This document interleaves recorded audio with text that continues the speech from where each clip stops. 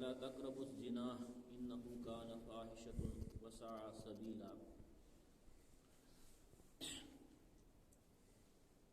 اور زنا کے قریب نہ جاؤ، وہ بے حیائی ہے اور برا راستہ ہے۔ ولا تقربوا الفواحش ما ظہر منها وما بطن، اور بے حیائی کے قریب کے کام کے پاس نہ جاؤ، خواہ وہ ظاہر ہو یا پوشیدہ۔ حدیث پاک میں آتا ہے کہ رسول اللہ صلی اللہ علیہ وسلم نے فرمایا اذا لم تستحی فاصنع ما شئت، جب تم حیا نہ کرو تو جو چاہے سو کرو۔ اللہ نے انسان کو جو وجود دیا ہے، اس وجود کے اندر کئی سفیرس ہیں، کئی دائرے ہیں۔ ان میں انسان کا ایک دائرہ روحانی ہے،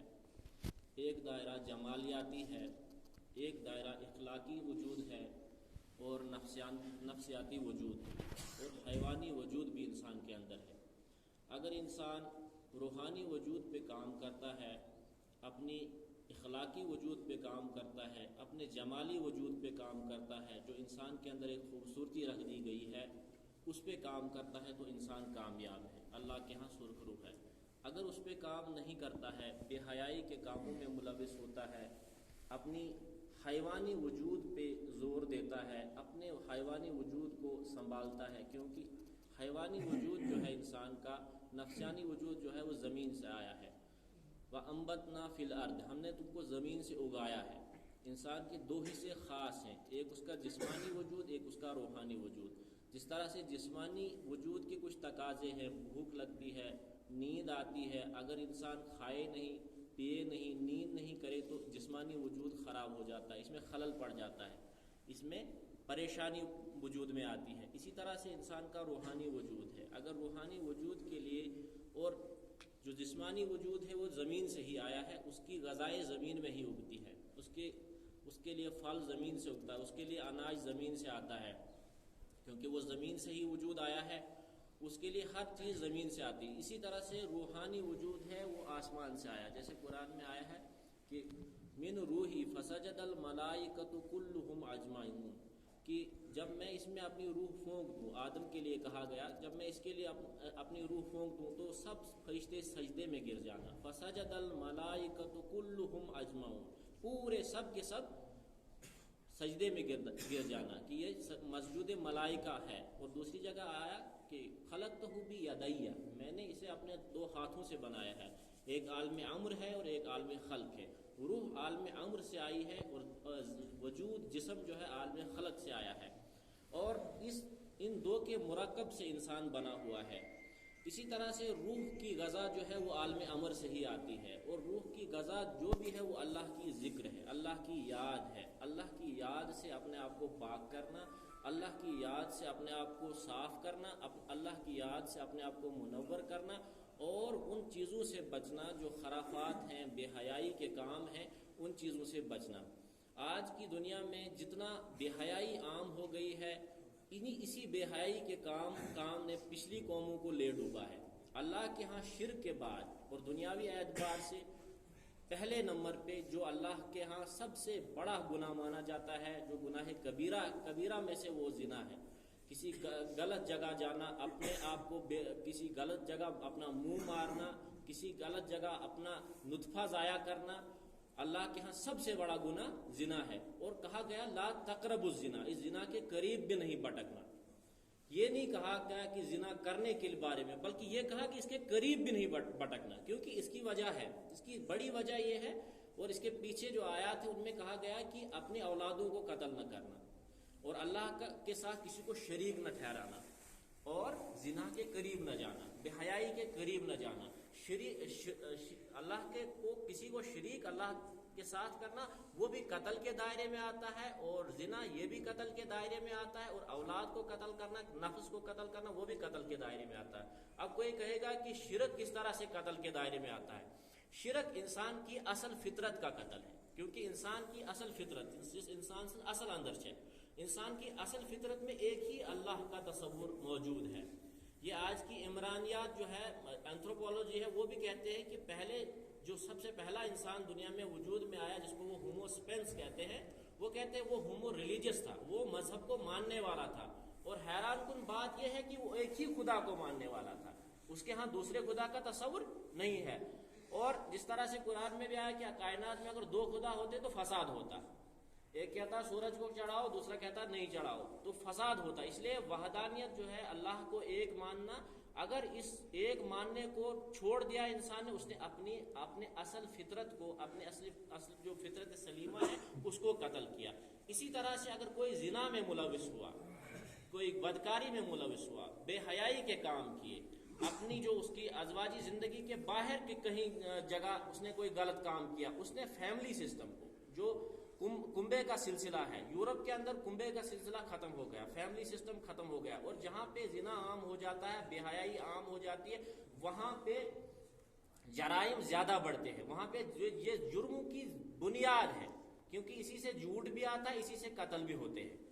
اسی لیے کہا گیا کہ اس کے قریب بھی نہ جاؤ، اور یہ بے حیائی کا کام بھی اور وہ برا راستہ بھی ہے، اس کے راستے پہ اگر چل پڑو گے تو اپنے معاشرے کو تباہ کر دو گے، اپنے فیملی نظام کو توڑ دو گے۔ تبھی کہا گیا کہ شادی کو عام کر دو، نکاح کو عام کر دو، اس سے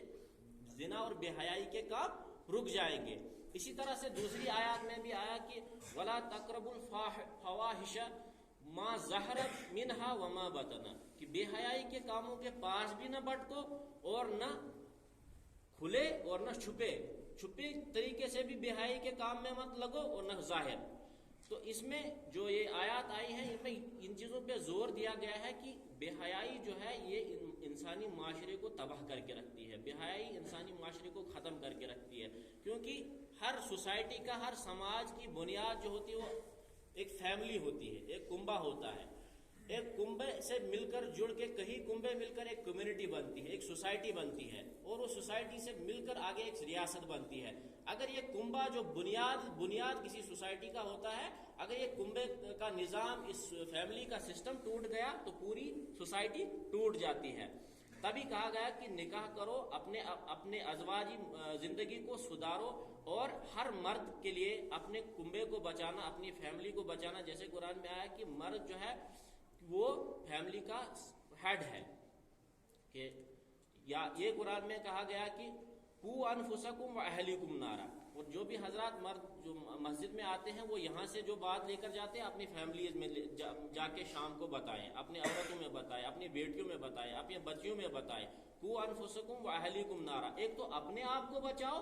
اپنے نفس کو بچاؤ، نفس جان کو کہتے ہیں، اپنے جان کو بچاؤ اور اپنے اہل و عیال کو بچاؤ، کیونکہ قیامت کے دن ہر بڑے کو پوچھا جائے گا، جو بھی ذمہ وار ہوگا، چاہے وہ کسی ملک کا ذمہ وار ہو، چاہے کسی ریاست کا ذمہ وار ہو، چاہے کسی خاندان کا ذمہ وار ہو، چاہے کسی کمیونٹی کا ذمہ دار ہو، قیامت کے دن وہ کب کبھی میں کھڑے ہوں گے ان سے، کیونکہ ان سے پوچھ ہوگی، ان سے پوچھا جائے گا، اللہ ان سے پوچھے گا، ایک گھر کے بڑے سے پوچھے گا کہ تو نے اپنے اولاد کو نماز کے لیے کہا تھا، تو نے اپنے اولاد کو فحش گوئی سے روکا تھا، تو نے اپنے اولاد کو بے حیائی سے روکا تھا، یہ چیزیں اس سے پوچھی جائے گی۔ اور یہ کہا گیا کہ مرد جو ہے، مرد گھر کا ایک ہیڈ ہے، اس سے پوچھا جائے گا، کیونکہ ایک انسٹیٹیوٹ کے، ایک ادارے کے دو سربراہ نہیں ہو سکتے، اسی طرح سے ایک ہی سربراہ ہے، وہ مرد ہے، اسے حکمران بنایا گیا عورتوں کے اوپر، تاکہ وہ، اور حکمران کا مطلب یہ نہیں ہے کہ وہ انہیں مارے پیٹے، بلکہ حکمران کے بارے میں اسلام میں یہ تصور دیا سید القوم خادمہ، قوم کا سردار جو ہوتا ہے وہ قوم کا خادم ہوتا ہے، اسے اس کے بارے میں پوچھ ہوگی، اسے اس کے بارے میں پکڑ ہوگی، تو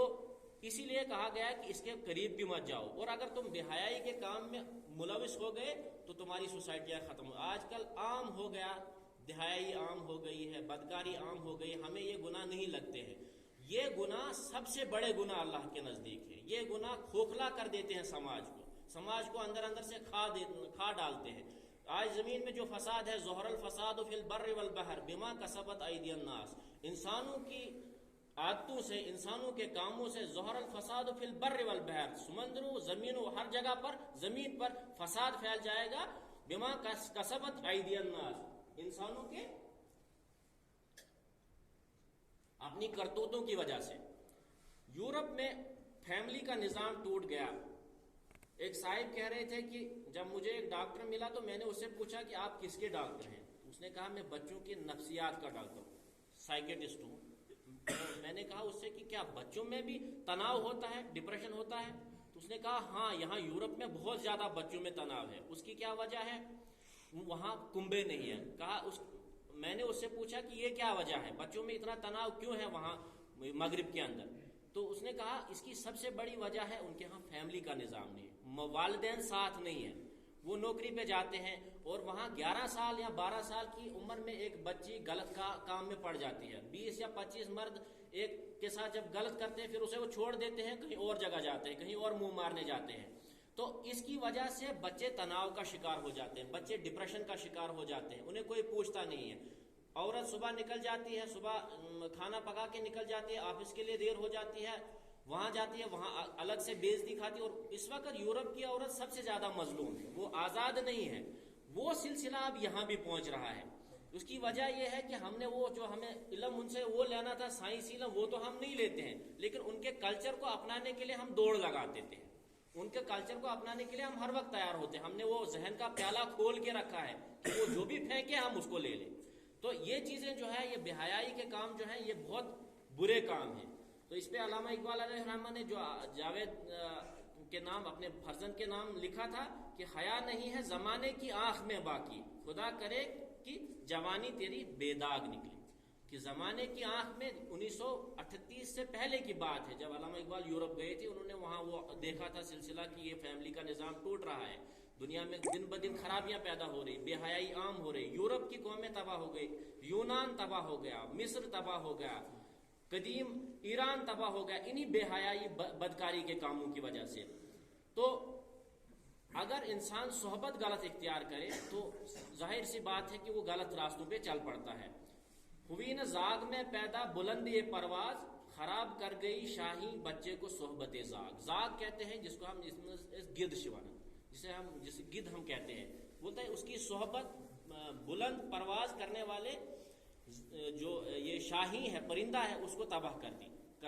उसने उसको तबाह कर दिया। जैसे शेख सादी अलैहिर्रहमान ने फरमाया सोहबत स्वाले तुरा स्वाले कुनत, सोहबत तौले तुरा तौले कुनत। अगर अच्छे के साथ सोहबत रखेगा तो अच्छा रास्ता पाएगा, बुरे के साथ सोहबत रखेगा तो बुरा रास्ता पाएगा। इसलिए हमारे यहाँ माशरे में, मुझे भी किसी ने कहा कि मैं नाम नहीं लूंगा, कि ये जो बेहयाई के काम हो रहे हैं इनसे हर एक को बाज आना चाहिए, हमें भी बाज आना चाहिए, दूसरों को भी अपने जो महल्ले की मस्जिदें हैं उनसे वो आस पड़ोस में नजर डालनी चाहिए कि कहीं ऐसा काम तो नहीं हो रहा है जिसकी वजह से हमारे ऊपर वबा आ रहा है, जिसकी वजह से हमें पकड़ होगी। क्योंकि हुज्जत पूरी जब की जाती है, जब पैगम्बरों ने हुज्जत पूरी की, उसके बाद अजाब आया। यहाँ पे जो इमाम साहब आपके थे, हबीब साहब ने भी अपनी तरफ से हुज्जत पूरी की, नमाज के लिए भी लोगों को बुलाते थे, मशहूद साहब ने भी की। तो हम भी वो कोशिश कर रहे हैं कि हम में भी कोई खराबी ना हो, दूसरों में भी कोई खराबी ना हो, क्योंकि मोमिन एक दूसरे का आईना है, एक दूसरे को कहना है। जो भी यहाँ महल्ले की मस्जिदें हैं, आस पड़ोस में देखे कि कहीं ऐसा काम, बेहयाई का काम, बुराई का काम तो नहीं हो रहा है। और जिना के काम के लिए, मतलब हजरत लुकमान अलैहिस्सलाम ने अपने फर्जंद को नसीहत की थी कि बेटा जिना के काम के नजदीक नहीं जाना, इसकी शुरुआत, जिना की शुरुआत खौफ से होती है और इसकी इंतहा नदामत पे होती है और इसका अंजाम जहन्नम है। और एक हदीस में आता है कि जहन्नम में कुछ ताबूत रखे होंगे और जब वो तलब करेंगे कि हमें कुछ वक्त के लिए कोई आसानी मिले, जब उनको खोला जाएगा उनसे चिंगारियां दूसरे जहन्नम वालों के पड़ेंगी और वो जहन्नम वाले चीख के कहेंगे कि अल्लाह इनको बर्बाद करे कि इनकी चिंगारियां हम पे पड़ी। और वो जानी होंगी, जानी को इतना नापसंद अल्लाह ने किया है और अल्लाह सबसे जिससे नफरत करता है वो जानी से नफरत करता है। तो इसी तरह से एक और हदीस में आया कि कयामत के दिन जानी से पीप उसकी शर्मगाह से जारी होगी और वो पीप या पीप वनंच पाक या वनंच वो जाहिर होगा। तो वो कहा गया कि अगर वो दुनिया में पड़ा कहीं तो पूरी दुनिया तबाह हो जाएगी उन जानियों की उस पीप से। इतना नापसंद अल्लाह इस जिना को करता है क्योंकि इसकी बहुत खराबियां हैं। और दूसरी एक रवायत में आया है, इब्न जोजी रहमतुल्लाह ने लिखी है कि रसूलुल्लाह सल्लल्लाहु अलैहि वसल्लम के पास एक शख्स गया, कहा कि या रसूलुल्लाह सल्लल्लाहु अलैहि वसल्लम मुझे जिना की इजाजत दें। तो सहाबा ने डांटा उसे, लेकिन रसूलुल्लाह सल्लल्लाहु अलैहि वसल्लम का तरीका था अहसन तरीके से समझाना। क्योंकि जो भी दाई होता है वमन कौलन अहसन मिम्मन दाई अल्लाह, कि दाई जो होगा उसका कौल बड़ा अहसन होना चाहिए, बड़ा नदामत वाला होना चाहिए, बड़ा नरमी वाला होना चाहिए। तो रसूलुल्लाह सल्लल्लाहु अलैहि वसल्लम ने फरमाया कि इसे कुछ मत कहो। तो تو اسے پھر بلایا کہ آپ آگے آ جاؤ. جب وہ آگے آیا تو رسول اللہ صلی اللہ علیہ وسلم نے فرمایا کہ کیا تو یہ پسند کرتا ہے، یہ جو تو زنا کی بات کرتا ہے، بے حیائی کی بات کرتا ہے، کیا تو یہ اس کو اپنی ماں کے بارے میں پسند کرتا ہے؟ اس نے کہا یا رسول اللہ صلی اللہ علیہ وسلم میری جان آپ پہ قربان، بالکل نہیں پسند کرتا. تو رسول اللہ صلی اللہ علیہ وسلم نے فرمایا اسی طرح سے لوگ بھی اس چیز کو پسند نہیں کرتے. جس طرح سے تو اپنی ماں کے لیے زنا کو پسند نہیں کرتا ہے، اسی طرح سے لوگ بھی اپنی ماؤں کے لیے زنا کو پسند نہیں کرتے. اسی طرح سے پوچھا کیا تو اپنی بیٹی کے لیے اس کو پسند کرتا ہے کہ تیری بیٹی کے ساتھ کوئی غلط کام کرے؟ کہا نہیں یا رسول اللہ صلی اللہ علیہ وسلم میں تو اپنی بیٹی کے لیے پسند نہیں کرتا ہوں. پھر کہا پھر تو کیسے پسند